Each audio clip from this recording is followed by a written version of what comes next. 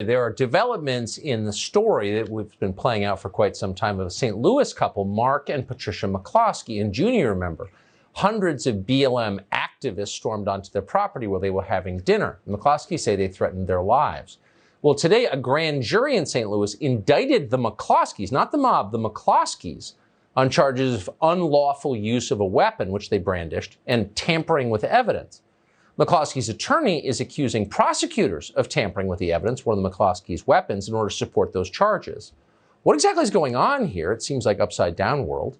Jeanine Pirro has been following the story since the beginning. She's the host, of course, of Justice with Judge Jeanine, the author of the book Don't Lie to Me and Stop Trying to Steal Our Freedom. She joins us tonight. Judge, thanks for coming on.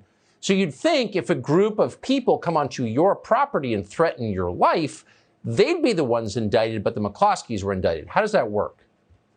Well, as you say, not in this upside down world. Look, Tucker, this is a political prosecution brought by a renegade prosecutor funded with $200,000 from a Soros PAC, who decides that she is going to charge two people who were on their own property in their own home with the unlawful use of a weapon and tampering, for which they face up to 4 years in jail, as well as loss of their licenses to practice law, both of them being attorneys.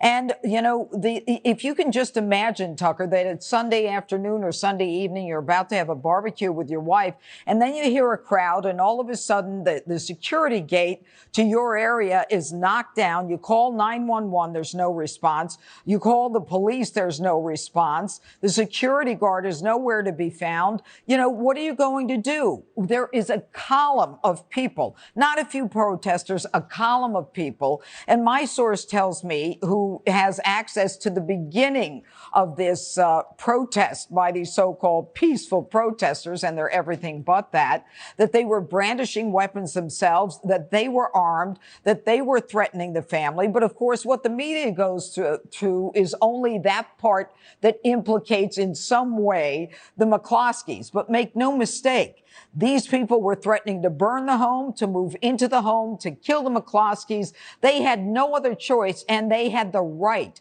to defend themselves.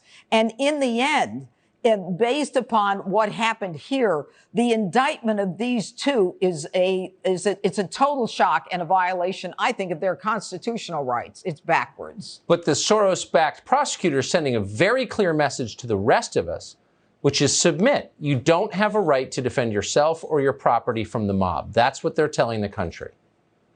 Yeah, and they're telling the country that you protesters can do whatever you want. You can burn things down. You'll get away with it because we're not going to prosecute you.